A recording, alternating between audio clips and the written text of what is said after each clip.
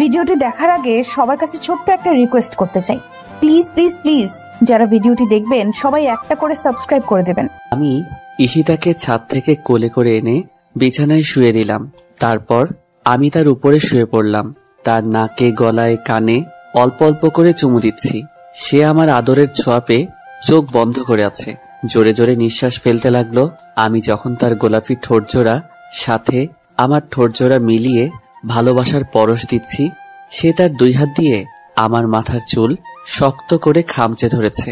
আমি যখন ঠোঁট ছেড়ে একটু নিচে নামতে যাব, তখন সে আমাকে ধাক্কা দিয়ে ফেলে দিল। তারপর আমার উপরে উঠে তার ঠোঁটজোড়া আমার ঠোঁটের কাছে এনে বলতে লাগলো, আমি একটা কথা বলতে চাই। বলো, কি কথা বলবে? আগে আমাকে কথা দিতে হবে, আমি যা বলবো তাই শুনবি। আচ্ছা ঠিক আছে, তুমি যা বলবে তাই শুনবো।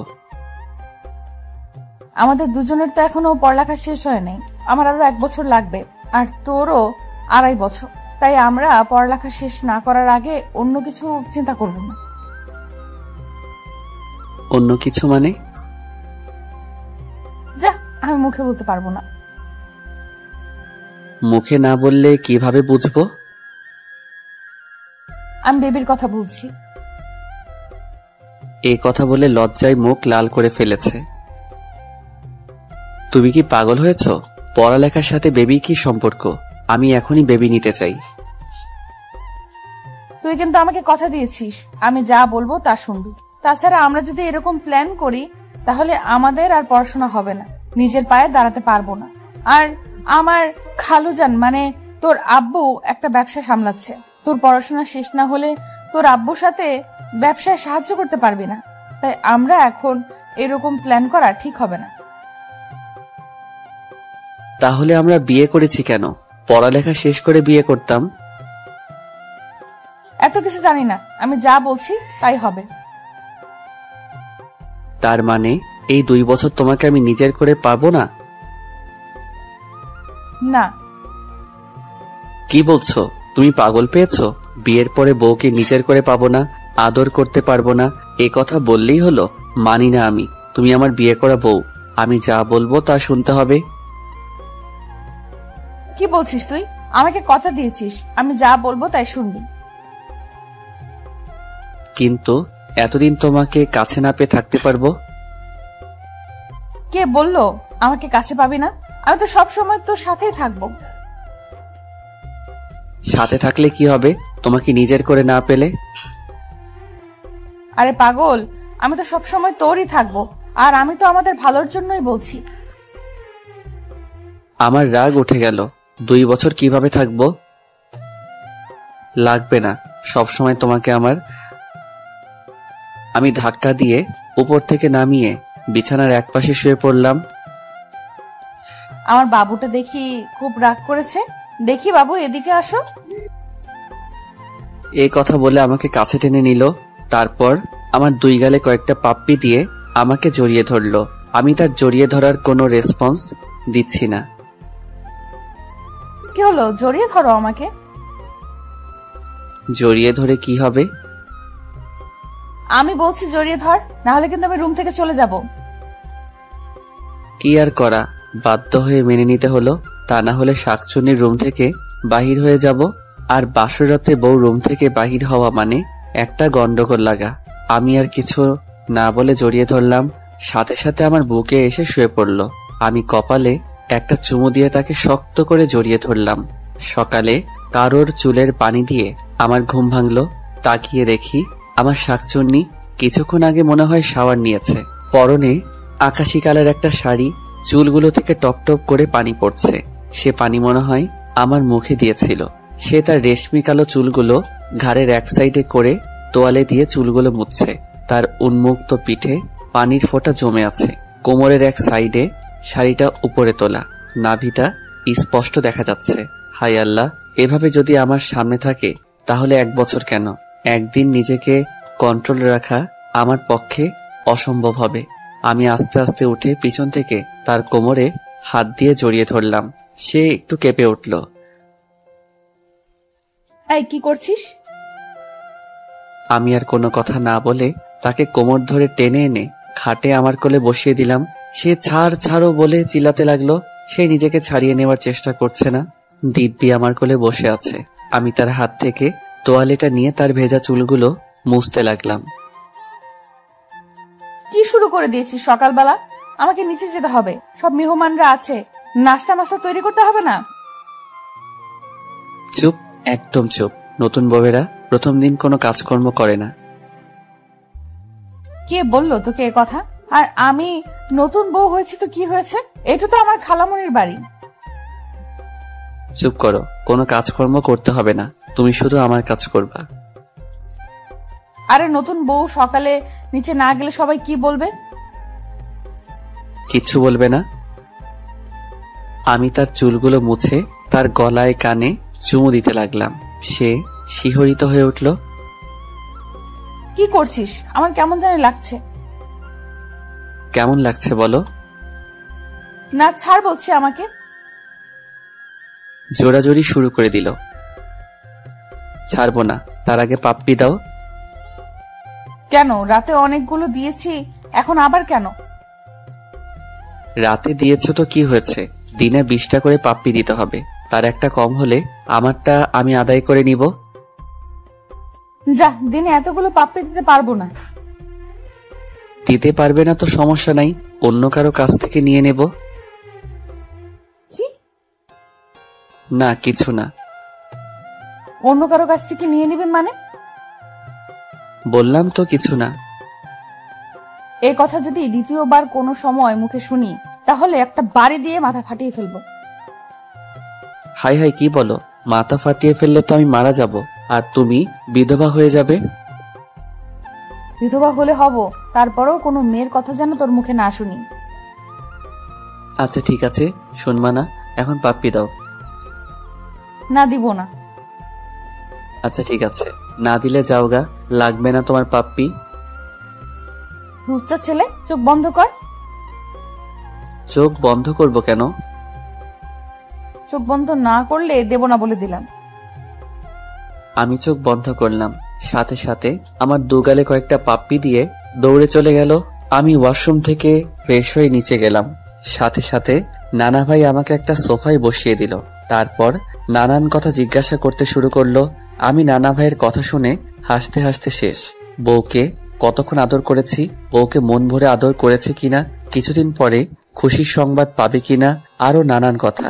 আমিও বানিয়ে বানিয়ে সব মিথ্যা কথা বলেছি। সকালের নাস্তা করে শাকচুনিকে নিয়ে শ্বশুর বাড়িতে রওনা দিলাম। হায়রে আপ্যায়ন, এতদিন ছিল খালার বাড়ি, এখন হলো শ্বশুর বাড়ি। দুটা অ্যাডজাস্ট হয়ে গিয়েছে, মনে হয় খাওয়াতে খাওয়াতে মেরে ফেলবে। এত আপ্যায়ন আর সম্মান দেখে তো মনে মনে ভাবলাম আরো বছরখানেক আগে বিয়ে করলাম না কেন। এক রাত শ্বশুর বাড়িতে থেকে আবার আমার শাকচুন্নিকে নিয়ে নিজের বাড়িতে আসলাম। তারপর থেকে চলতে লাগলো আমাদের দিন। শাকচুন্নি এত কাজ করতে পারে আমি কল্পনাও করতে পারিনি। আম্মুর কোনো কাজ করতে হয় না, সব কাজ শাকচুন্নি করে। সাথে আমার কাপড় ধোয়া, কাপড় ইস্ত্রি দেওয়া, যাবতীয় যা কাজ আছে বাড়ির সবই করে। এক সপ্তাহ পরে ভার্সিটিতে যাওয়া শুরু করলাম। একই সাথে ভার্সিটিতে রিক্সা করে যাওয়া, আবার ভার্সিটি শেষ করে একই সাথে রিক্সা দিয়ে আসা। আমার ক্লাস অবশ্যই তার ক্লাসের 1 ঘন্টা আগে শেষ হয়ে যায়, তবে ক্লাস 1 ঘন্টা পরে শেষ হয়, আর 1 ঘন্টা আমি তার জন্য অপেক্ষা করতে হয়। অপেক্ষা না করে যদি চলে যায় তাহলে আমার সাথে রাগ করে 3 দিন কথা বলবে না। আগে তো কথা না শুনলে থাপ্পড় মারতো, কিন্তু বিয়ের পর থেকে আমাকে থাপ্পড় দেয় না। আমি কোনো কিছু বললে আবার কোনো কিছু করলে রাগ করে অভিমান করে বসে থাকবে। রাতে সোফায় ঘুমাবে, আমাকে স্পর্শ করতেও দিবে না। তাই আমিও তার কথা মতো বাধ্য হয়ে চলি। প্রতিদিন রাতে আমাকে জড়িয়ে ধরে, আমার বুকে মাথা রেখে ছোট বাচ্চার মতো ঘুমাবে। আমিও তাকে ভালোবাসার স্পর্শে জড়িয়ে নেই। ভালোই চলতে লাগলো দিনকাল। আজকে 3 মাস হয়ে গেছে, এখনো তাকে নিজের করে পাইনি। রাতে 4 পাপ্পি, দিনে 4 পাপ্পি নিয়ে সন্তুষ্ট থাকতে হয়। আমি মাঝে মাঝে জোর খাটিয়ে তাকে একটু ভালোবাসা দেই। একদিন রাতে ল্যাপটপে এক বন্ধুর সাথে চ্যাট করতেছিলাম, হঠাৎ একটা ইমেইলে চোখে পড়লো। ইমেইলটা আসছে আজ থেকে 5 দিন আগে।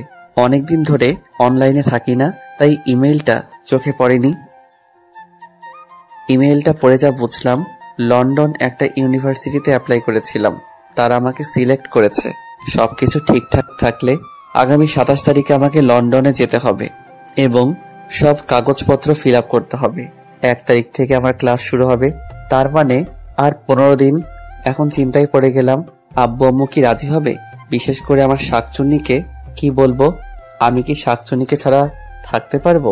কেউই হয়তো রাজি হবে না, কারণ এখন আমি একটা পাবলিক ভার্সিটিতে লেখাপড়া করছি। তাহলে বিদেশ যাওয়ার দরকার কি? সবার সামর্থ্য বা মেধা থাকে না পাবলিক ভার্সিটিতে পড়ার।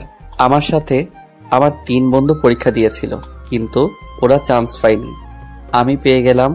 আবার মনে মনে ভাবলাম, আব্বু একা ব্যবসা সামলাচ্ছে, আর ঈশিতা যেহেতু আমাকে শর্ত দিয়েছে লেখাপড়া শেষ না করার আগে আমাদের ভবিষ্যতে ফিউচার নিয়ে ভাবা যাবে না, তাহলে দেশে থেকে কি করব? বন্ধু বান্ধবের আড্ডায় ওড্ডায় আরো লেখাপড়ার ক্ষতি হবে। ভাবলাম রাতে খাওয়ার সময় আব্বু আম্মুকে কথাটা বলবো। কিছুক্ষণ পরে নিচে খেতে গেলাম। আমার শাকচুন্নির সবাইকে খাবার বেড়ে দিচ্ছে, আমি অল্প খেয়ে উঠে পড়লাম। ইমেলটা আসার পরে থেকে ভালো লাগছে না।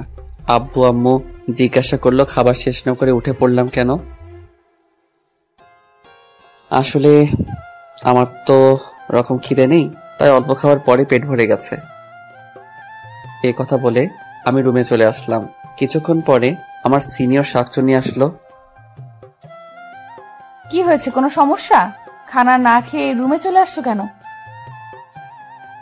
না, এমনি। আব্বু আম্মুকে রুমে আছে। হ্যাঁ আছে, কেন? একটু কাজ আছে, আমি আব্বু আম্মুর সাথে একটু কথা বলে আসি। আমার শাকচুন্নি কৌতূহল হয় আমার পিছনে আসতে লাগলো। আম্মু বলতে লাগলো, কি হলো, কিছু বলবি? আসলে আম্মু, আব্বু একা ব্যবসা সামলাচ্ছে, একবার এখান থেকে ওখানে আবার ওখান থেকে এখানে এত দৌড়াদৌড়ি করছে। আমি তো আব্বুকে হেল্পও করতে পারছি না, তাই বাহিরে একটা ভার্সিটিতে অ্যাপ্লাই করেছিলাম। সবকিছু ঠিকঠাক থাকলে আগামী 27 তারিখে আমাকে যেতে বলল, আর 1 তারিখ থেকে ক্লাস। কি বলিস তুই? দেশের বাইরে গিয়ে লেখাপড়া করবি কেন? দেশের সবচেয়ে ভালো ভার্সিটিতে লেখাপড়া করছিস, এখানে লেখাপড়া শেষ করবি, দেশের বাইরে যাওয়ার কোনো দরকার নেই। আম্মু প্লিজ, আমার অনেক দিনের স্বপ্ন দেশের বাইরে কোনো একটা ইউনিভার্সিটিতে লেখাপড়া শেষ করব, তারপর আব্বুর সাথে ব্যবসায় জয়েন করব।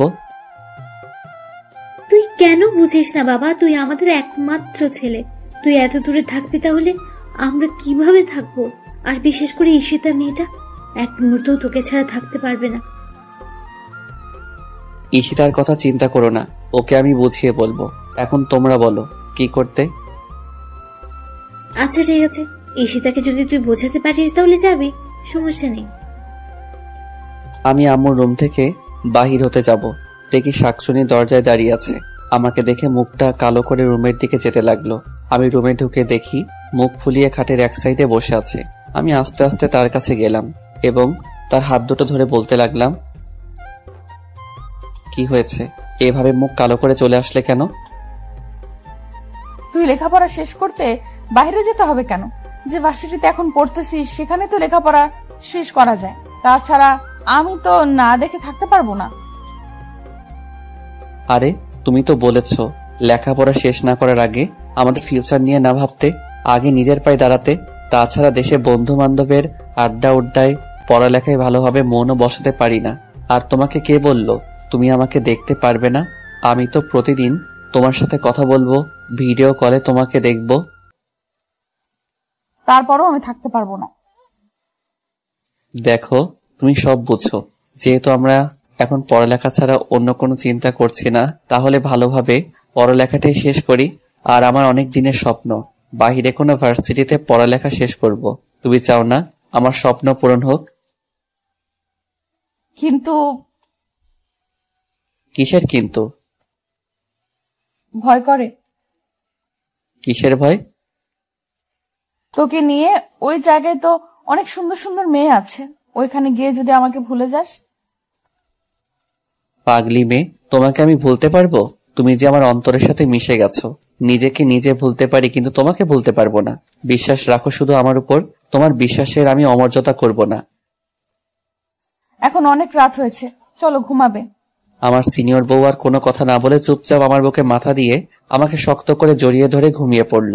দিন চলতে লাগলো আর আমারও যাওয়ার দিন ঘনিয়ে আসতে লাগলো।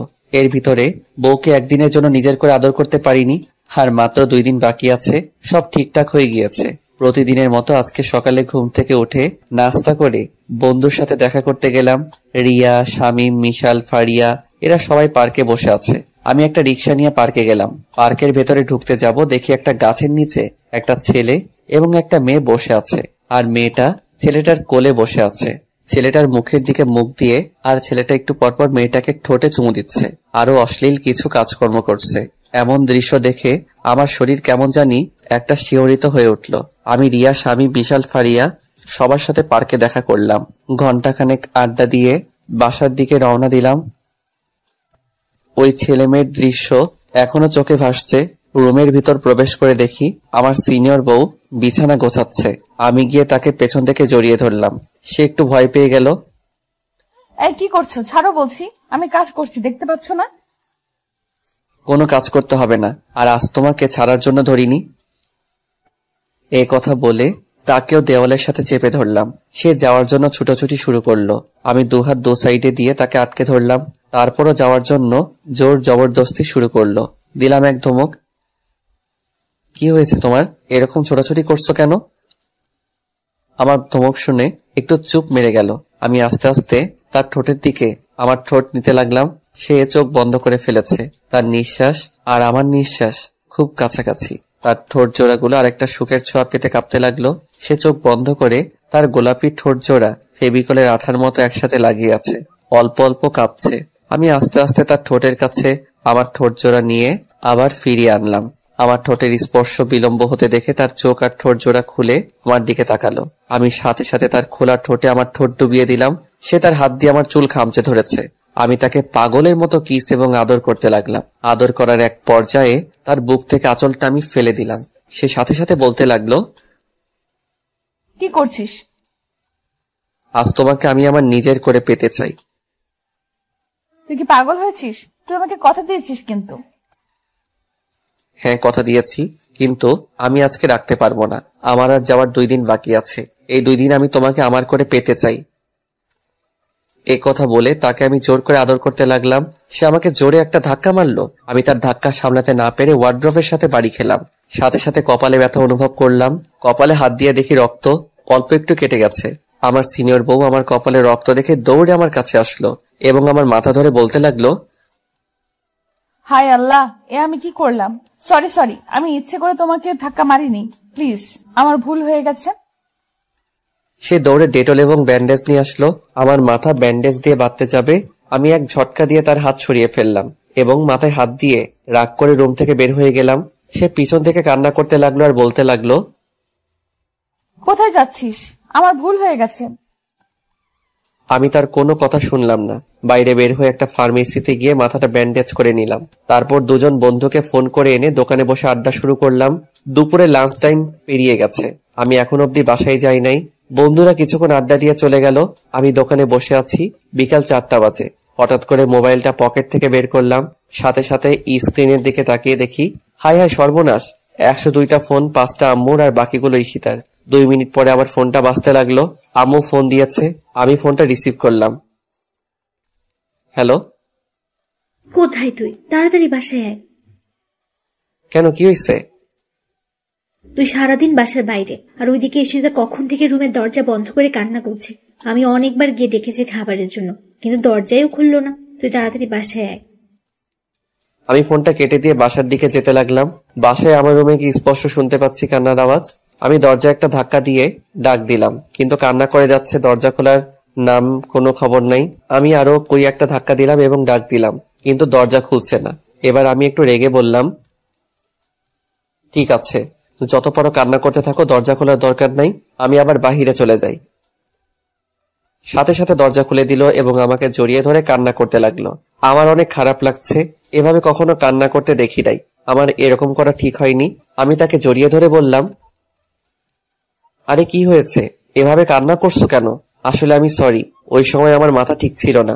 এই যে তোমাকে ছুঁয়ে বলছি, তোমার অনুমতি ছাড়া তোমাকে আমি টাচ করব না। একটু কান্নাটা স্টপ করো।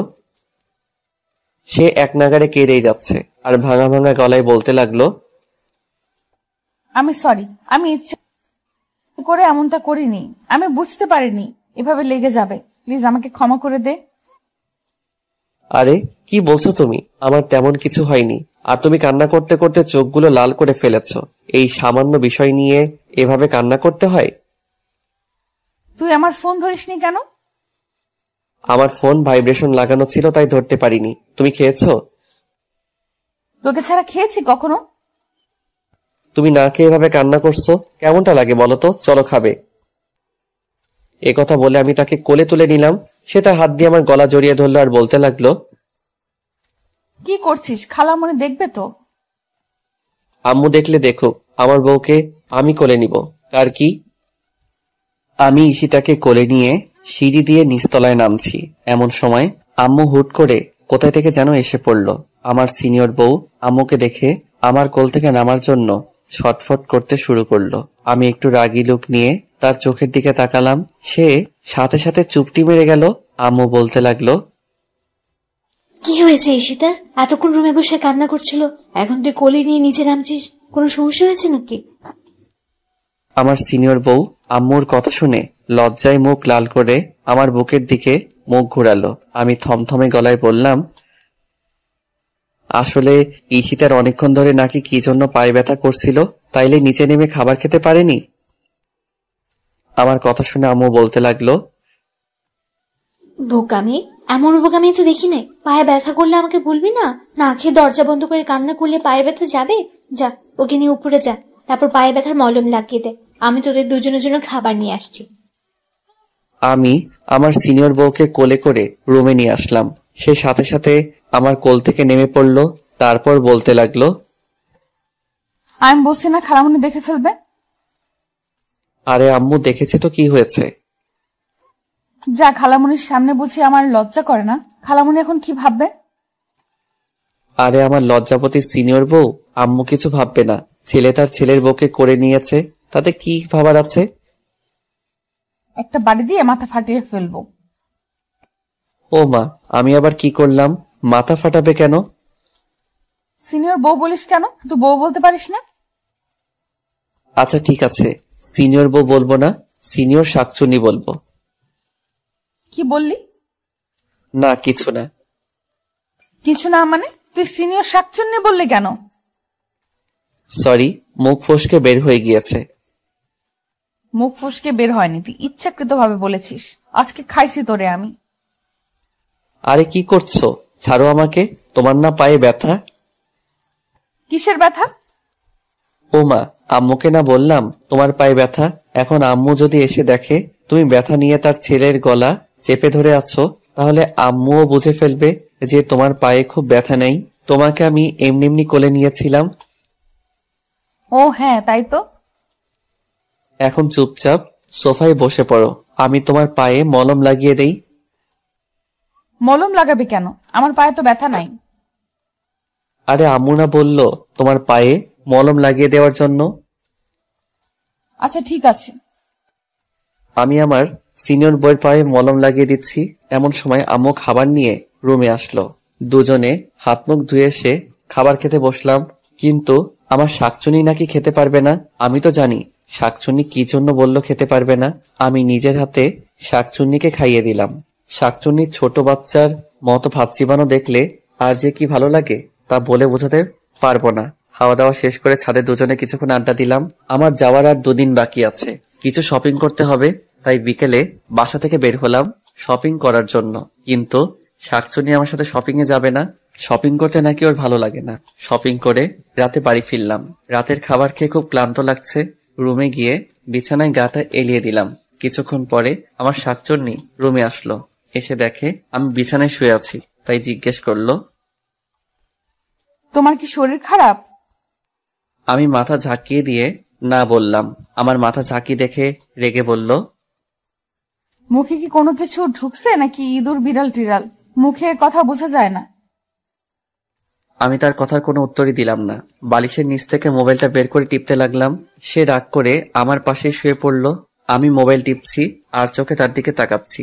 সে এপাশ ওপাশ করছে, কি যেন বলবে মনে হয়, কিন্তু আমার অবস্থা দেখে রাগে কিছু বলতে পারছে না। আমি দিব্যি মোবাইল টিপেই যাচ্ছি। সে অনেকক্ষণ নড়াচড়া করে আমার কাছে ঘেঁষতে লাগলো। তারপর আমি এক নাগারে মোবাইল টিপেই যাচ্ছি। সে এবার আর চুপ থাকতে পারিনি, বলতে শুরু করলো, কি আছে মোবাইলে? এইভাবে মোবাইল টিপছো? ওখানে গিয়ে যদি এইভাবে মোবাইল টিপো তাহলে লেখাপড়া তো কারে উঠবে? আমি তার কোনো কথা জবাব দিচ্ছি না। সে এবার আমার বুকে চলে আসলো এবং আমার হাত থেকে মোবাইলটা ছো মেরে নিয়ে নিল। কি করছো? আমার উপরে আসলা কেন? উপরে আসলাম মানে? দুপুরে আমি তোমাকে কথা দিয়েছি, তোমার অনুমতি ছাড়া তোমাকে টাচ করব না। তুমি আমাকে কথা দিয়েছো টাচ করবা না, কিন্তু আমি তো কথা দেইনি আমি আমার স্বামীর উপর আসবো না। তাতে তোমার কি? হ্যাঁ, মানে তুমি আমার উপরে আসবা আর আমার কিছু না? না তোমার কিছু না। দুপুরের জন্য এখনো আমার উপর রাগ করে আছো? আচ্ছা ঠিক আছে, দুপুরের জন্য আমি সরি। আমি ইচ্ছে করে এমনটা করিনি, খুব লেগেছিল না। আমি কোনো কথা বললাম না। কি হলো, কথা বলবা না? আচ্ছা ঠিক আছে, আমি আদর করে দিচ্ছি। এই কথা বললে আমার কপালে কয়েকটা চুমু দিল, তারপর বলল, এখন ঠিক আছে তো? এখন তো রাগ কমেছে নিশ্চয়ই? না, এখনো রাগ কমেনি। কি হলো বলো, এখনো রাগ কমেনি? তাহলে কি করলে রাগ কমবে তোমার? এক কাজ করো, আমাকে শক্ত করে জড়িয়ে ধরো, তাহলেই তোমার রাগ কমে যাবে। কি লজিক, শক্ত করে জড়িয়ে ধরলে রাগ কমে যাবে? কি হলো, ধরো না কেন? না, ধরবো না। না ধরলে দুপুরে যে জায়গায় ব্যথা পেয়েছো সেই জায়গায় দিব একটা। কি দিবা? বাঁশ দেয়া বাড়ি। কি? না কিছু না। কিছু মানে? তুমি যে বললা বাঁশ দিয়ে বাড়ি দিবা। না বাবু, আমি বাঁশ দিয়া বাড়ির কথা বলি নাই, আমি চুমুর কথা বলছি। এই যে আরেকটা চুমু দিচ্ছি, এবার তো জড়িয়ে ধরো প্লিজ। আমি কিছু না বলে পাগলিটাকে জড়িয়ে ধরলাম। সে আমার বুকে মাথা দিয়ে শুয়ে পড়ল। হঠাৎ করে লক্ষ্য করলাম সে ঘুমাচ্ছে না, নড়াচড়া করছে আর বারবার আমার বুক থেকে মাথা তুলে আমাকে দেখছে। আগে তো এরকম করেনি। আমার বুকে শোয়ার সাথে সাথে ঘুমিয়ে পড়ে। হঠাৎ করে আমাকে বলতে লাগলো, এই কি? এই কি? একটা কথা বলবো? হ্যাঁ বলো। আমি না হ্যাঁ বলো। আমি না কি? তুমি না? আমি না আরে কি আমি না আমি শুরু করছো? আমি মুখে বলতে পারবো না, কানে কানে বলবো। আচ্ছা ঠিক আছে বলো। আমার সিনিয়র বউ কানে কানে যে কথা বলল তা শুনে আমার চোখ চরকগাছ হয়ে গিয়েছে। সে নাকি আমার আদর পেতে চায়, আমার ভালোবাসা পেতে চায়, আমার স্পর্শ চায়। কিন্তু মাগার বেবি টেবির প্ল্যান করা যাবে না। সমস্যা নাই, আমি তো এর সুযোগের অপেক্ষায় ছিলাম। সে আমার কানে কানে এই কথা বলে। লজ্জায় আমার বুকে মুখ লুকালো। আমি তার মাথাটা আমার বুক থেকে তুললাম, তারপর তার দিকে তাকালাম। সে চোখ বন্ধ করে আছে আর আমি এই সুযোগে আমার ঠোঁট তার ঠোঁটের কাছে কাছে নিতে লাগলাম। তার শ্বাস প্রশ্বাস আমার মুখের উপরে পড়ছে, তার বুক দ্রুত ওঠানামা করছে। আমি বুঝতে পারছি একসময় তার ঠোঁটের সাথে আমার ঠোঁট এক হয়ে যায়। সে নিজেকে সামলাতে পারছে না। আমার প্রতিটি ছোঁয়ায় সে কেঁপে উঠছে। একসময় দুজন দুজনের মাঝে হারিয়ে যেতে লাগলাম। 2টা দিন খুব ভালোভাবে কেটেছে। এই 2টা দিন হিসাব করলে জীবনের সবচেয়ে আনন্দময় দিন ধরা যেতে পারে। আজকের বিকাল 5টা বাজে আমার ফ্লাইট। যাওয়ার সময় বন্ধু বান্ধব, আত্মীয় স্বজন সবার কাছ থেকে বিদায় নিয়ে গাড়িতে উঠলাম। আমার খুব খারাপ লাগছে, বন্ধু বান্ধব সবাইকে ছেড়ে এত দূরে চলে যাচ্ছি। ভাবতেই কেমন যেন একটা কষ্ট লাগছে। বন্ধু বান্ধবের সাথে কত আড্ডা উড্ডা দিলাম, হাসি রং তামাশায় খেলাধুলায় জীবনটাকে মাতিয়ে তুলেছিলাম। আর হয়তো সেই সোনালী দিনগুলো জীবনে ফিরে আসবে না। শত ইচ্ছে করলেও সব বন্ধু বান্ধব এক হয়ে আর আড্ডা দিতে পারবো না, কারণ ততদিনে হয়তো সবাই যার যার কর্মজীবন নিয়ে ব্যস্ত হয়ে পড়বে। গাড়িতে বসে আছি, গাড়ির ভিতরে কারো মুখের দিকে তাকাতে পারছি না। সবার মুখ কালো হয়ে আছে। হয়তো আপনজন দূরে চলে গেলে যে একটা কষ্ট বুকে জমা হয়, সেই কষ্ট থেকে আপনা আপনি মুখ কালো হয়ে যায়। গাড়ি এয়ারপোর্টে গিয়ে পৌঁছালো। এখন সবাই থেকে বিদায় নিয়ে ভিতরে ঢোকার পালা। মা বাবার সামনে গিয়ে দাঁড়ালাম। চোখ দুটো ঝাপসা হয়ে আসছে। মা বাবাকে স্পষ্ট দেখতে পাচ্ছি না। বিদায়টা এত কষ্টের হয় কেন? মা বাবার সামনে দাঁড়াতেই টপ টপ করে চোখ থেকে পানি পড়তে লাগলো। আমার মা আমাকে জড়িয়ে ধরে হাউমাউ করে কেঁদে দিলেও সাথে বাবাও। আমিও তাদেরকে জড়িয়ে ধরে কেঁদে দিলাম। ঈশিতার দিকে তাকিয়ে দেখি বারবার ওড়না দিয়ে মুখ মুছছে, চোখ দুটো লাল হয়ে আছে। মামা এসে আব্বু আমাকে বলতে লাগলো, ওকে জড়িয়ে ধরে যদি এভাবে কান্না করতে থাকো তাহলে ও যাবে কিভাবে? ফ্লাইট মিস করবে তো। আব্বু আম্মু নিজেদেরকে সামলে নিল। তারপর আম্মু আমাকে কপালে চুমু দিয়ে বলতে লাগলো, বাবা সাবধানে থাকবি, ঠিক মতো খাওয়া দাওয়া করবি, বেশি রাত জাগবি না, তোর তো আবার রাত জাগার অভ্যাস আছে। আর ঠিক মতো লেখাপড়া করবি, কারোর সাথে ঝগড়া বিবাদ করবি না, খারাপ মানুষ থেকে দূরে থাকবি, খারাপ কোনো জিনিসই খাবি না, সময় পেলেই আমাকে ফোন দিবি। আরো নানান উপদেশ দিতে লাগলো। হঠাৎ করে বলতে লাগলো, ওই দেখ ঈশিতা মেয়েটা কিভাবে কান্না করছে, যাক মেয়েটাকে কিছু বলে আয়। আমি আস্তে আস্তে আমার শাকচুনির কাছে গিয়ে দাঁড়ালাম। সাথে সাথে শাকচুনি আমাকে জড়িয়ে ধরে ফুপিয়ে ফুপিয়ে কান্না শুরু করে দিল। আমি তাকে জড়িয়ে ধরে বললাম, আরে পাগলি, এভাবে কাঁদলে আমি যাব কিভাবে? আমার যে ফ্লাইটের টাইম হয়ে গেছে, যাবার সময় এভাবে কাঁদলে আমি যেতে পারবো? কিন্তু আমার শাকচুনি আমার কোনো কথাই শুনছে না, কেঁদেই চলেছে। আমি আব্বু আম্মুর কাছ থেকে বিদায় নিয়ে ঈশিতার সামনে গিয়ে দাঁড়ালাম। সাথে সাথে আমাকে জড়িয়ে ধরে কান্না শুরু করে দিল।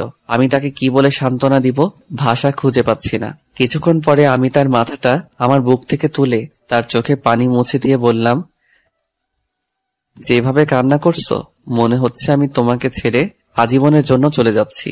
এইভাবে কান্না করলে আমি যেতে পারবো? আমি তোমার সেই মিষ্টি হাসি মাখা মুখটা দেখে যেতে চাই। কি দিবা না সেই হাসি মাখা মুখে বিদায়? আমার কথা শুনে মাথা ঝাঁকি দিয়ে বলল, হ্যাঁ দিব। তাহলে চোখের পানি মুছো আর তাকাও আমার দিকে। আমি তার কাঁধের উপর দুহাত দিয়ে বললাম, একদম টেনশন করবা না আমাকে নিয়ে। আমি তোমাকে প্রতি মিনিটে ফোন দিব। ঠিকঠাক মতো খাওয়া দাওয়া করবে, হ্যাঁ? আর আব্বু আম্মুর খেয়াল রেখো।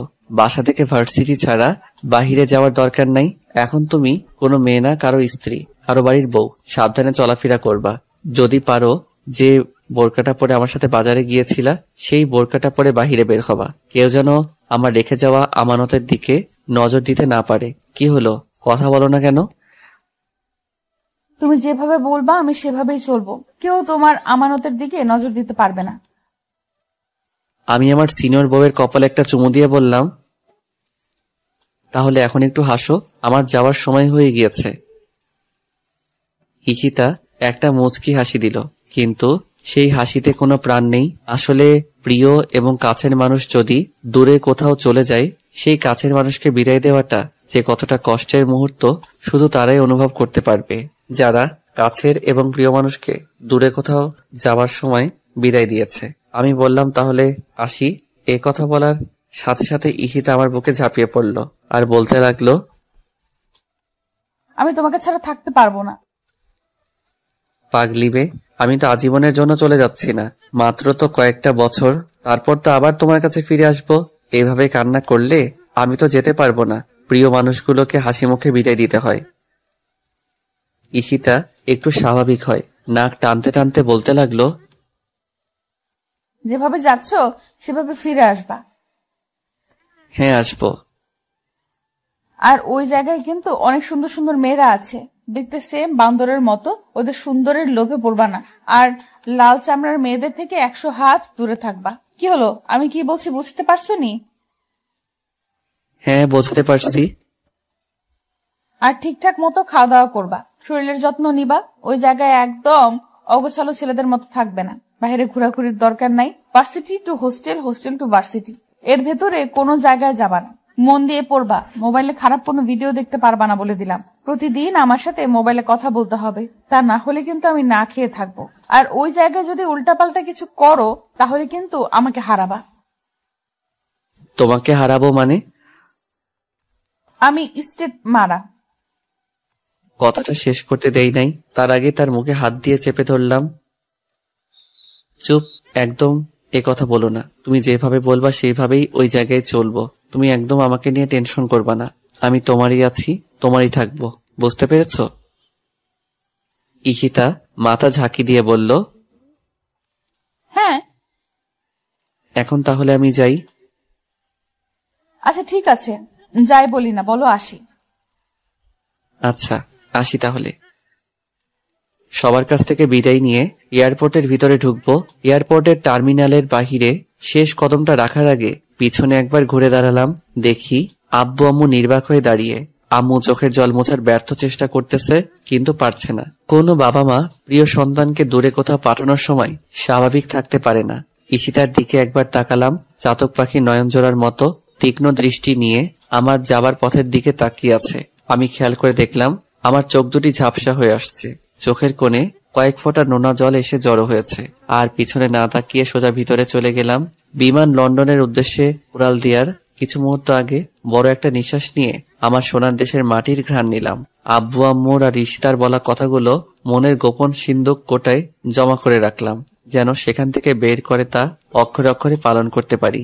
চলে আসলাম সেই জীবন স্বপ্ন পূরণের ভার্সিটিতে। 2 দিন হোস্টেলে থাকলাম। 2 দিনে অনেক জায়গা ঘোরা হয়ে গিয়েছে।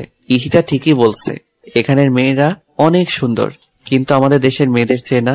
এদের হাসি কেমন যেন, এদের চোখ নাইকেলের ভিতরের আবরণের মতো, নাকগুলো লম্পা, কেমন যে বিশ্রী বিশ্রী লাগে। শুধু চামড়া সুন্দর হলে সুন্দরী হওয়া যায় না, কালো হোক আর ফর্সা হোক, তার হাসি সুন্দর থাকতে হবে, তার চোখে মায়া থাকতে হবে। যে চোখের দিকে তাকালে সেই চোখের অতল সাগরে যে কোনো ব্যক্তি সেকেন্ডের ভিতর নিজেকে ভাসাতে পারবে। কণ্ঠস্বর খুব মিশ্রণ হতে হবে। এগুলো যার মধ্যে থাকবে, হোক সে কালো কুচকুচে, সে যে কোনো চামড়ার সুন্দরীকে হার মানাবে। আর এগুলো শুধু বাঙালি নারীদের মধ্যেই আছে। তারপর থেকে নিয়মিত ক্লাস করতে শুরু করলাম। নতুন পরিবেশে, নতুন জায়গা, নতুন ভার্সিটি। কিছুদিনের ভিতরে বন্ধু বান্ধব হয়ে গিয়েছে, শিক্ষক শিক্ষিকাদের সাথে পরিচিত হয়ে গেছি। চলতে শুরু করলাম আমার স্বপ্ন পূরণ বাস্তবায়ন করার পথে। সময় পেলেই আব্বু আম্মু আর ঈশিতার সাথে কথা বলি। কথা বলার পর কোনো কিছুই ভালো লাগে না। আব্বু আম্মু আর ঈশিতার চেহারা চোখের সামনে ভেসে ওঠে। খুব মিস করি বন্ধুদের আড্ডার মজা। জানি যতদিন থাকবো এই দূর দেশে, তো দিন থাকবে প্রিয় মানুষদের সাথে কাটানোর সময়গুলো আমার স্মৃতির ফ্রেমে। দিন চলতে লাগলো, এক এক করে 4টা বছর চলে গেল। বিবিএ ফাইনাল এক্সাম দিয়েছি। 15 দিন পরে রেজাল্ট জানাবে। উপস্থিত হলাম রেজাল্টের দিন ভার্সিটিতে। বছরের 10 জন সেরা ছাত্র, এর ভিতর আমি 3 নাম্বার হয়েছি। বিদায় অনুষ্ঠানে ওই দেশের পররাষ্ট্রমন্ত্রী আমাকে বছরের সেরা ছাত্র পুরস্কার তুলে দিলেন এবং আমার হাতে সরকারি সিলমোহর দিয়ে বিবিএ ডিগ্রিধারী সার্টিফিকেট তুলে দিলেন। আজ আমি অনেক খুশি, আমার স্বপ্ন পূরণ করতে পেরেছি। ইচ্ছে করলে এখন এই মুহূর্তে দেশে যেতে পারি, কিন্তু না, আরো কয়েকটা দিন সুন্দর এই শহর লন্ডনকে দেখব। একটা দিন ঘুরে ঘুরে বিভিন্ন সুন্দর সুন্দর জায়গায় দেখেছি, কিন্তু না, কিছুতেই ভালো লাগছে না। মনটা শুধু ছটফট করছে আব্বু আম্মু আর ঈশিতাকে দেখার জন্য। রাতের টিকিট কেটে আব্বু আম্মুকে ফোন দিয়ে বললাম 15 দিন পরে দেশে আসছি। এ কথা শুনে আব্বু আম্মু যে কতটা খুশি হয়েছে আমি মন দিয়ে অনুভব করতে পারছি। ঈশিতাকে ফোন দিয়ে জানালাম। ঈশিতা তো বিশ্বাসই করতে পারছে না আমি আগামীকালের জন্য টিকিট কেটেছি। কেউ জানে না, সবাইকে সারপ্রাইজ দেব। আর হ্যাঁ, এই 4 বছরে অনেকটা পরিবর্তন হয়েছে। ঈশিতা অনার্স মাস্টার্স কমপ্লিট করে মামার অফিসে চাকরি করছে। আমি অনেকবার বলেছি চাকরি করার দরকার নাই, কিন্তু ঈশিতা বলে, তাহলে লেখাপড়া করেছি কেন? তুমি ইচ্ছে করে চাকরি ছেড়ে দিবে। বন্ধু বান্ধব অনেকেই চাকরি করছে। এর পরের দিন ভোর 6টায় বাংলাদেশের উদ্দেশ্যে রওনা দিলাম। বাড়ির গেটের কাছে এসে দেখি বর দুপুরবেলা দারোয়ান চাচা ঘুমাচ্ছে। চাচাকে ডাক দিলাম। চাচা ঘুম থেকে উঠে বলল, কে তুমি? চাচা আমাকে চিনতে পারছো না? আমি ফারাবি। তুমি ফারাবি? তুমি তো অনেক সুন্দর এবং স্মার্ট হয়ে গিয়েছো। আমি চাচার কথা শুনে হাসতে লাগলাম। গেট দিয়ে আস্তে আস্তে ভিতরে ঢুকছি। দেখি আম্মু মোটরের পাইপ দিয়ে ফুল গাছে পানি দিচ্ছে। পিছন থেকে মার চোখে হাত জোড়া রাখলাম। সাথে সাথে আম্মু তার হাত দিয়ে আমার হাত জোড়া চেপে ধরলো আর বলতে লাগলো, কে আমার এভাবে চোখ ধরেছে? আমার ফারাবি ছাড়া তো কেউ আমাকে এভাবে চোখ ধরে না। কে তুমি? আমি মার চোখ জোড়া ছেড়ে মাকে কোলে তুলে নিলাম। আম্মুর সাথে সাথে ঘুরে আমাকে দেখে কান্না শুরু করে দিল। ফারাবি তুই? আমি তো বিশ্বাস করতে পারছি না। হ্যাঁ আম্মু, আমি তোমার ফারাবি। সাথে সাথে আম্মু আমাকে জড়িয়ে ধরে কান্না শুরু করে দিল আর বলতে লাগলো, কেন যেন আমার মন বলছিল তুই আসবি, তুই না বলেছিলে আরো 15 দিন পরে আসবি। তোমাদের সারপ্রাইজ দেওয়ার জন্য ওই দিন মিথ্যা কথা বলেছিলাম। এখন এভাবে কান্না করো না, আমি তো আর তোমাদেরকে ছেড়ে কখনো যাব না। আব্বু কোথায়? তোর আব্বু অফিসে। তোর আব্বুকে এখনই ফোন দিয়ে জানাচ্ছি। চল বাসায়, ভেতরে চল। বাসার ভিতরে গেলাম, ব্যাগ ট্যাগ রেখে সোফায় বসলাম। আম্মু আব্বুকে ফোন দিয়ে জানিয়ে দিয়েছি। আম্মু তাড়াতাড়ি শরবত এনে দিল। 4 বছর পর মায়ের হাতে কোনো খাবার খাচ্ছি। শরবতটা শেষ করে এদিক ওদিক তাকিয়ে একজোড়া চোখকে খুঁজছি। আম্মু আমি কাকে খুঁজছি তা মানের বুঝে ফেলেছে। ঈশিতাকে খুঁজছিস? ঈশিতা সকালে ওদের বাড়িতে গিয়েছে, বললো আজকে অফিস নেই, বিকেলে চলে আসবে। তুই যেয়ে তোর রুমে রেস্ট কর, আমি ঈশিতাকে ফোন দিয়ে বলছি। না আম্মু, তুমি আগে ফোন দিবা না? আমি ওদের বাসায় গিয়ে ওকে সারপ্রাইজ দেব। আচ্ছা ঠিক আছে, তুই এখন গিয়ে একটু রেস্ট কর, তারপর ওদের বাড়িতে যাবি। আমি আমার রুমে এসে দেখি রুম খুবই পরিপাটি এবং খুব সুন্দর করে গোছানো। আমার বইপত্র কাপড় চোপড় খুব যত্ন করে রাখা। ওয়াশরুম থেকে ফ্রেশ হয়ে বিছানায় গা এলিয়ে দিতেই 2 চোখে ক্লান্তির ঘুম এসে জড়ো হয়েছে। দুপুরে আম্মুর ডাকে ঘুম ভাঙলো।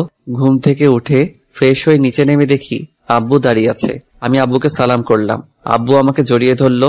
ঈশিতাটাকে এখন অবধি দেখি নাই। দুপুরে মায়ের হাতে রান্না করা খাবার খুব তৃপ্তি সহকারে পেট ভরে খেলাম। দুপুর পেরিয়ে বিকালের মধুলগ্ন সময়ে আমি ঈশিতাদের দরজার সামনে দাঁড়িয়ে কলিং বেল চাপতে লাগলাম আর যন্ত্রণাদায়ক অপেক্ষা করতে লাগলাম কখন দরজা খুলবে আর আমার সিনিয়র শাকচুন্নিকে দেখব। 1 মিনিট পরে খালামণি এসে দরজা খুলে দিল। হঠাৎ করে আমাকে দেখে খালামণি চমকে উঠল, যেন বিদ্যুতের শক খেয়েছে। ফারাবি তুই? আমি খালামণিকে সালাম করলাম। তুই না বললি 15 দিন পরে আসবি? হ্যাঁ বলছিলাম, কিন্তু তোমাদেরকে সারপ্রাইজ দেওয়ার জন্য আজকে চলে আসছি। হঠাৎ করে লক্ষ্য করে দেখি ড্রয়িং রুমের এক সাইডে কয়েক জোড়া ছেলেদের জুতা রাখা। আমি খালামণিকে জিজ্ঞাসা করলাম, বাসার ভিতরে ছেলেদের জুতো কেন? খালামণি বলল, এগুলো সাকিবের জুতো। সাকিব? কোন সাকিব? সাকিবের জুতা এখানে কেন? আরে তোর মামাতো ভাই সাকিবের জুতো। সাকিব এখানেই থাকে, ওদের অফিস এখান থেকে কাছে, তাই যাতায়াতের সুবিধার জন্য এখানেই থাকে গত 2 মাস ধরে। আর ঈশিতা তো সাকিবদের অফিসেই চাকরি করে। কই, ঈশিতা তো আমাকে কথা বলে নাই যে সাকিব ভাইদের অফিসে চাকরি করে। হয়তো তোকে বলতে মনে নেই। এখন আপনাদেরকে সাকিবের কথা একটু বলি। সাকিব আমার বড় মামার ছেলে, আমার চেয়ে 13 বছরের বড়। মাস্টার্স কমপ্লিট করে তাদের অফিসে দেখাশোনা করছে। আচ্ছা বাদ দে, তুই ঈশিতাকে না জানিয়ে হঠাৎ করে চলে আসলি। আমি তো বিশ্বাসই করতে পারছি না। ঈশিতা জানলে কতটা খুশি হবে তুই জানিস? তোর আসার 15 দিন বাকি আছে, সেই কথা শুনে মেয়েটা যে কতটা খুশি হয়েছিল, আমার কান তো একেবারে ঝালাপালা করে ফেলেছে। সারাক্ষণ খালি আমাকে বলে, আম্মু ফারাবি আসার আর 15 দিন বাকি আছে। ফারাবি আগের মতো থাকবে তো নাকি পরিবর্তন হয়ে যাবে? ও মনে হয় বিদেশে থেকে অনেক সুন্দর হয়ে আসবে। আমি ওকে এয়ারপোর্ট থেকে রিসিভ করে আনবো। আরো নানান কথা। তুই দাঁড়া, আমি এক্ষুনি ঈশিতাকে ফোন দিয়ে বলছি। ঈশিতা কোথায় গিয়েছে? ঈশিতা সাকিবের সাথে একটু মার্কেটে গিয়েছে, এক্ষুনি চলে আসবে। না, তোমার ফোন দেওয়ার দরকার নেই, তাহলে সারপ্রাইজ দিতে পারবো না। আচ্ছা ঠিক আছে, ফোন দিব না। তুই ঈশিতার রুমে গিয়ে বস। ঈশিতা আসলে এমন ভাবে বলবো ও চমকে উঠবে। আচ্ছা ঠিক আছে, আমি যাচ্ছি। ঈশিতা আসলে বলবা যে একটা নীল শাড়ি পরে ওর রুমে আসতে। আচ্ছা আচ্ছা বলবো, এমন ভাবে বলবো ও না চমকে পারবে না। আমি ঈশিতার রুমে চলে গেলাম। ওর রুমটা খুব গোছানো। ওর টেবিলের উপর 2টা ছবি রাখা। দুটোটা ছবি আমার দেওয়ালে আমার আর ঈশিতার একটা বড় ফ্রেমের ছবি লাগানো। ঈশিতাকে ছবিটার মধ্যে খুব সুন্দর লাগছে। অনেকক্ষণ হয়ে গেল, ঈশিতার আসার কোনো খবর নাই। আমি যেন আর ধৈর্য ধরতে পারছি না, কখন দেখা হবে আমার ঈশিতার সাথে। ঘড়ির কাঁটা যেন এক জায়গায় থমকে দাঁড়িয়ে আছে। সময় যেন চলতে চাচ্ছে না। এই অপেক্ষাটা যেন একটা ছটফট অনুভূতির অপেক্ষা হয়ে দাঁড়িয়ে আছে। 10 মিনিট পরে খালামণি 1 কাপ আমার পছন্দের জ্যামলি কফি এনে দিল। কফির মগটা হাতে নিয়ে দোতলা বারান্দায় গিয়ে দাঁড়ালাম। শেষ বিকালে লাল রক্তিম সূর্য অস্ত যায় অবস্থা, হালকা শোষ শব্দ করা প্রবলা বাতাস, সীমাহীন নীল আকাশ, দল বেঁধে শূন্য আকাশে ভেসে বেড়ানো পাখির কিচিমিচি, ব্যস্ত শহরের কোলাহল, মানুষগুলো যার যার নিরে ফিরে যাওয়ার জন্য ছোটাছুটি করছে। আর আমি উদাসীন হয়ে বহমান অপেক্ষায় দাঁড়িয়ে আছি আমার সিনিয়র বউকে দেখব বলে। 4 বছর 9 দিন 11 ঘন্টা পর যখন তার সাথে দেখা হবে, তখন এর সিচুয়েশন কেমন হবে, কতটুকু আবেগ এসে জমা হবে, সে কথা ভাবতেই মনের ভিতরে একটা অন্যরকম ভালো লাগা কাজ করতে লাগলো। হঠাৎ করে নিচে খেয়াল করে দেখি সাকিব মোটরসাইকেল খুব স্পিডে এনে গেটের সামনে থামালো, আর তার পিছনে একটি মেয়ে বসা ছিল। মেয়েটা তাল সামলাতে না পেরে সাকিবের সাথে লেপটে গেল। হাসতে হাসতে মেয়েটি গাড়ি থেকে নামলো। আমি তীক্ষ্ণ দৃষ্টি নিয়ে তাকিয়ে আছি। হঠাৎ করে মেয়েটার দিকে খেয়াল করে দেখি এ তো আমার ঈশিতা। আমার বুক ডুকডুক করতে শুরু করলো। বুকের কোনো এক গোপন জায়গা চিনচিন ব্যথা অনুভব করতে লাগলাম। সারপ্রাইজ দিতে এসে আবার আমি সারপ্রাইজ হয়ে যাই, কে জানে, হতেও তো পারে। ঈশিতা আর সাকিব হেসে হেসে বাসার ভিতরে ঢুকছে, আর সে হাসি যেন আমার বুকে ধারালো ছুরির মতো বিঁধছে। এ আমি কি দেখছি? ঈশিতা এরকম টাইট ফিটিং বোরকা পরে সাকিবের সাথে মার্কেটে গিয়েছিল? আমি ভাবতেও পারছি না। 4 বছর পরে এসে আমার ঈশিতাকে এই রূপে দেখব। আমার ঘৃণা হচ্ছে। তার মানে ঈশিতা আমার থেকে দূরে থাকার সুবাদে অফিসের নাম করে এরকম অশ্লীল কাপড় চোপড় পরে মার্কেট করে ঘুরে বেড়াচ্ছে, তাও আবার আরেকজনকে নিয়ে আমার অগোচরে। আর আমাকে ভুলভাল বুঝিয়েছে যে সে সর্বদা পর্দা করে চলে। আমি দোতলা বারান্দা থেকে ঈশিতার রুমে চলে আসলাম। তারপর ঈশিতার রুমের জানালার গ্লাস দিয়ে তাকিয়ে আছি ড্রয়িং রুমে। ঈশিতা আর সাকিব কি করে? এরা দুজন বাসার ভিতরে ঢুকার সাথে সাথে খালামণি বলতে শুরু করলো, এতক্ষণে আসলি? আমি কখন থেকে তোদের জন্য ওয়েট করছি। ঈশিতা বলতে লাগলো, আর বলো না আম্মু, ও আমাকে সারাটা রাস্তা জ্বালিয়ে মেরেছে। আর দেখো আমাকে কি কাপড় পছন্দ করে দিয়েছে। এরকম কাপড় কেউ পরে? সাকিব বলতে লাগলো, দেখো ফুপি, ওর কাপড়গুলো খুব সুন্দর না? ওকে কিন্তু খুব মানাবে। ও সারা রাস্তা উল্টো আমাকে জ্বালিয়ে মেরেছে। ওর কাপড়গুলো নাকি সুন্দর না? কত সুন্দর। আর তুই যে শার্ট প্যান্টগুলো আমাকে পছন্দ করে দিয়েছিস, সেগুলো তো একেবারে ডাস্টবিন। মোটেও না, আমি যেগুলো তোকে পছন্দ করে দিয়েছি সেগুলো তুই পরলে তোকে অনেক সুন্দর লাগবে। শার্ট প্যান্ট আর টাই পরলে আমাকে এমনিতে হ্যান্ডসাম লাগে। তোর ওই শার্ট প্যান্ট পরলে আমাকে ফকিরের মতো লাগবে। ওরা দুজনের কথা শুনে মনে হচ্ছে ওরা প্রকৃতপক্ষে স্বামী স্ত্রী, আর আমি তৃতীয় পক্ষ ভিলেন হয়ে তাদের মধ্যে এসে পড়েছি। এই তোরা থাম। ঈশিতা, ফারাবির কোন শাড়ি পছন্দ রে? কেন? না, এমনি। নীল আর আকাশী কেন বলতো? না, এমনি। তুই এক কাজ কর, একটা নীল বা আকাশি শাড়ি পরে তোর রুমে যা। আমার রুমে ফারাবের পছন্দের নীল বা আকাশী শাড়ি পরে যেতে হবে কেন? তুই তো রুমে গেলেই দেখতে পাবি। আরে আজীব তো, আমার রুমে গেলে কি দেখতে পাবো? এত কথা বলিস কেন? তুই একটা শাড়ি পরে রুমে গিয়ে দেখ না। আচ্ছা ঠিক আছে, যাচ্ছি। ঈশিতার রুমে গিয়ে একটা আকাশি কালারের শাড়ি পরতে লাগলো, আর দুনিয়ার কৌতূহল এসে ওর মাথায় জমা হতে লাগলো। কে আছে আমার রুমে যে কারণে আম্মু বলল ফারাবির পছন্দের শাড়ি পরতে? আর আমিও বা কেন ফারাবির পছন্দের শাড়ি পরছি? কিছুই বুঝতে পারছি না। ঈশিতার শাড়ি পরা শেষ হলে সাকিব গিয়ে ঈশিতার রুমে ঢুকে। এইখানে আসলি কেন? এমনিতে দেখতে আসলাম, শাড়ি পরলে তোকে কেমন লাগে। তোর দেখতে হবে না, তুই যা এখান থেকে।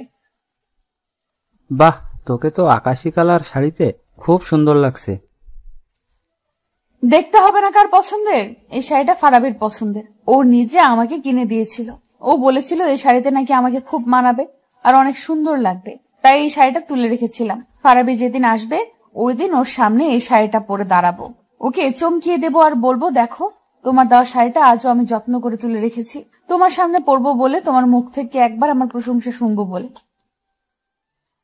বাহ বাহ, দারুণ তো। আমার দেয়া পছন্দের শাড়ি পরলে বুঝি তোকে সুন্দর লাগবে না? তোর আবার পছন্দ? এইভাবে হাসছিস কেন? আমার দেওয়া শাড়ি পরলে তোকে আরো সুন্দর লাগবে। তোর দেওয়া শাড়ি আমার পরারও দরকার নাই, আর সুন্দর লাগারও দরকার নাই। তোর বউকে তোর শাড়ি, পছন্দের শাড়ি দিস। সর সামনে থেকে। আরে কোথায় যাচ্ছিস? দাঁড়া না। এই কথা বলে সাকিব ঈশিতার হাত ধরে ফেলল। তুই আমার হাত ধরছিস কেন? আমার হাত ছাড়। আচ্ছা ছাড়বো, আগে তোর সাথে কয়েকটা ছবি তুলি। তোকে শাড়িতে যে সুন্দর লাগছে না, আমি তো চোখ সরাতে পারছি না।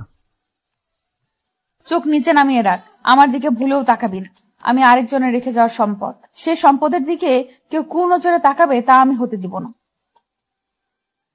আরে আমি তো তোর দিকে কোন নজরে তাকাই না, ভালোবাসার নজরে তাকাই। ভালোবাসার নজরে তাকাস মানে? ভুলেও এ কথা মুখে আনবি না। কোন নজরে আমার দিকে তাকাতে পারবি না, ব্যাস। আচ্ছা ঠিক আছে, তাকাবো না। এখন চল একটা ছবি তুলি। আচ্ছা ঠিক আছে, তুল। সাকিব ঈশিতার গায়ের সাথে গা ঘেঁষে ছবি তুলতে লাগলো। এমন সময় ওরা কি করে দেখার জন্য একটু সামনে গেলাম। যখন আমি দেখলাম ঈশিতার গায়ের সাথে গা ঘেঁষে সাকিব ছবি তুলছে, তখন আমার বুঝতে বাকি রইল না ঈশিতার সাথে সাকিবের কিছু চলছে। বুকের ভিতরে জমে থাকা 4 বছরের ভালোবাসাটা যেন সেকেন্ডের ভিতরে ঘৃণায় পরিণত হলো। রাগে আমার সমস্ত শরীর কাঁপতে লাগলো। ইচ্ছে করছে এখন গিয়ে ঈশিতার গালে কয়েকটা থাপ্পড় দেই। স্বামী দূরে রেখে আরেকজনের সাথে গা ঘেঁষে ছবি তুলে, কিন্তু ওকে আমি ভালোবাসি। ভালোবাসার মানুষের উপরে হাত তোলা যায় না, তাকে ভালোবাসার মাধ্যমেই বোঝাতে হয়, আর তা না হলে হিতে বিপরীত হয়ে যায়। আমি রাগে বাসা থেকে বেরিয়ে যাচ্ছি। খালামণি বলতে লাগলো, কোথায় যাচ্ছিস ফারাবি? ঈশিতা শাড়ি পরতে গিয়েছে, এক্ষুনি চলে আসবে। কি শাড়ি যে পরেছে তা আমি দেখেছি। আমার একটা জরুরি কাজ আছে, আমি চলে যাচ্ছি। কি এমন জরুরি কাজ যে এতদিন পরে সে ঈশিতার সাথে দেখা না করেই চলে যাচ্ছিস? ঈশিতা যদি জানতে পারে তাহলে কি হবে জানিস? কিচ্ছু হবে না, আমার কাজ আছে, আমি যাচ্ছি। চলে আসলাম বাসায়। খালামণি পিছন থেকে ডাকলো। রাগে এতটাই বিভোর ছিলাম যে কিছুই শুনিনি। বাসায় এসে সোফায় বসে আছি। আম্মু বলতে লাগলো, কিরে তুই আসলি, ঈশিতাকে আনলি না যে? ঈশিতাকে আমি আনবো কেন? ঈশিতার কি পা নেই? কি বলছিস তুই? তুই না গিয়েছিস ঈশিতাকে আনার জন্য? না, আমি যাইনি। আচ্ছা, ঈশিতা কি তোমার কাছে বলে ওদের বাড়ি গিয়েছিল? হ্যাঁ, কেন? তুমি কি ওকে হুকুম দিয়েছো যাওয়ার জন্য, নাকি ও বলেই চলে গিয়েছিল? ও বললো খালামণি আমি একটু বাড়িতে যাচ্ছি, বিকেলে চলে আসবো। হঠাৎ এই কথা কি জন্য জিজ্ঞেস করছিস বলতো? ও ওর বাড়িতে যাবে, এটা কি বলে যেতে হবে নাকি? অবশ্যই বলে যেতে হবে। তুমি জানো না, নিজের আপন বাবাও যদি মারা যায়, স্ত্রী স্বামীর হুকুম ছাড়া বাবাকে দেখতে যেতে পারে না। তুই তো ওই সময় ছিলি না। ছিলাম না ঠিক আছে, কিন্তু তোমার কাছ থেকে তো হুকুম নেওয়ার দরকার ছিল। আমার কাছে ভুলে গিয়েছে তো। কি এমন হয়েছে যে তুই এভাবে বলছিস? না, কিচ্ছু হয়নি, এমনি। ওইদিকে ঈশিতা শাড়ি পরে ওর রুমে গিয়ে দেখে কেউই নাই। ওর আম্মুকে জিজ্ঞাসা করলে ওর আম্মু আমার কথা সব খুলে বলে। ঈশিতা তা শুনে বিশ্বাসই করতে পারছে না যে আমি এসেছি। নিশ্চিত হওয়ার জন্য আম্মুকে ফোন দিল।